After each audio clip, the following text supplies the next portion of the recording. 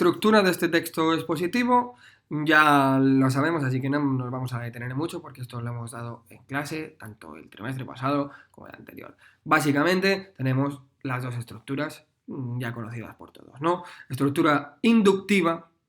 Recordad que es la estructura lo que es inductiva. Y en esto sí que voy a insistir, porque estoy harto de repetirlo, pero no veo que os cale. Vamos a ver. El texto no es inductivo ni deductivo. El texto tiene una estructura inductiva o tiene una estructura deductiva. Es decir, primero presenta el tema, la tesis, y después, primero presenta el tema y después la explicación. Nos dice aquí que en clase habíamos dicho, estructura inductiva. Los argumentos nos van induciendo para que pensemos en la tesis que quiere el autor, ¿no? Estructura inductiva. Los argumentos nos van induciendo a que pensemos lo que el autor quiere que pensemos. Entonces la tesis se nos presenta al final, o al final es cuando acabamos de convencernos de la tesis, ¿vale? Estructura inductiva. Y luego dice estructura deductiva. Se concluye con la enunciación del tema. Nos pone aquí, nosotros en clase habíamos insistido en que la deductiva efectivamente presentaba primero la tesis y luego nos iba dando argumentos que se deducían de esa tesis. Como yo tengo razón, pasa esto, pasa esto, pasa esto y pasa lo otro. Y si no sea así como yo digo, pues entonces pasaría esto, pasaría lo otro, pasaría lo otro. Deducimos los argumentos y presentaríamos la tesis al principio, ¿no? Deducimos los argumentos de la tesis.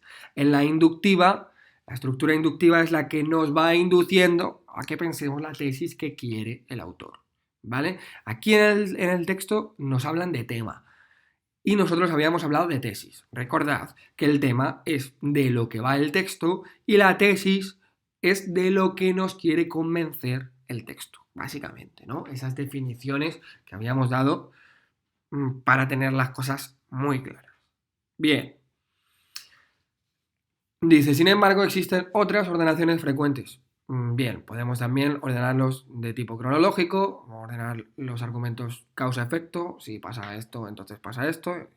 A veces es bastante útil, ¿no? Ese tipo de ordenación. O básicamente podemos ordenarlo al orden cronológico, pero a la inversa, ¿no? Depende. O incluso los efectos con las causas. O sea, podemos jugar con el orden, podemos jugar. Desde luego, cuanto mayor manejo tengamos del lenguaje y mayor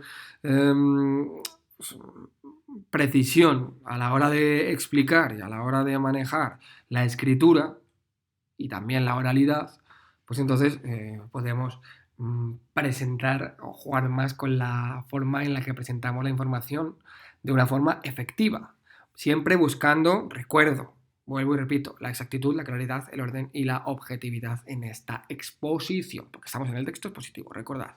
Vale. Análisis. ¿Cómo se analiza los textos expositivos? Siempre va a tener llaman aquí, una superestructura particular. Siempre, ¿vale? Introducción, desarrollo, conclusión, ¿vale? La introducción, ya sabemos, es la parte en la que el autor enuncia y delimita el tema. Presenta la información necesaria, básicamente, define, da el estado de la cuestión, ¿no? Ya sabemos perfectamente qué es eso del estado de la cuestión, también a nivel académico, ¿verdad que sí? Lo sabemos de sobra. Y la explicación dice de lo que vendrá a continuación.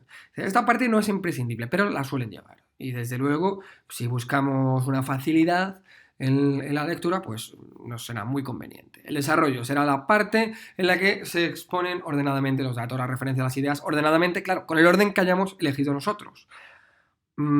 Cuanto más argumentativo, cuanto más carga deba tener la persuasión.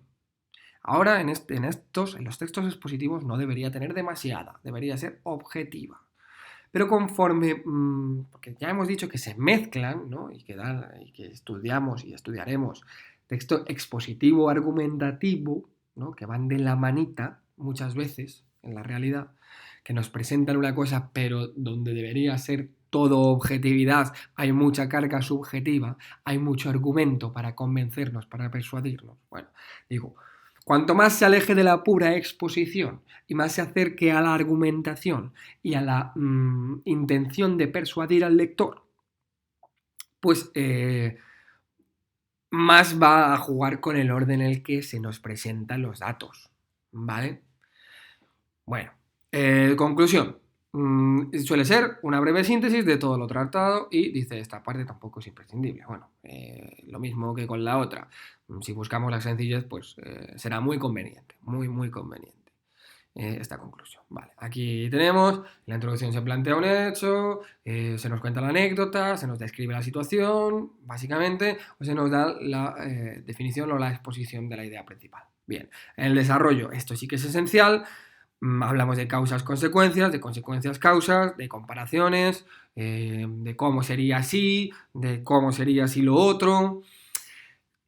Hablamos del orden y sobre todo ordenamos la secuencia de información como a nosotros nos parece más oportuno para conseguir los objetivos de exposición clara o bien, ya decíamos, cuanto más argumentativo, cuanto más persuasivo tenga que ser el texto, pues que sean efectivos para conseguir, digamos, la intención del autor. ¿Vale? Enumeración descriptiva de los elementos. Vale. Tiene un componente descriptivo, es lo que nos está diciendo, ¿no? Este desarrollo. Y se nos presenta los ejemplos del tema o el tema con los ejemplos antes, después. Vale.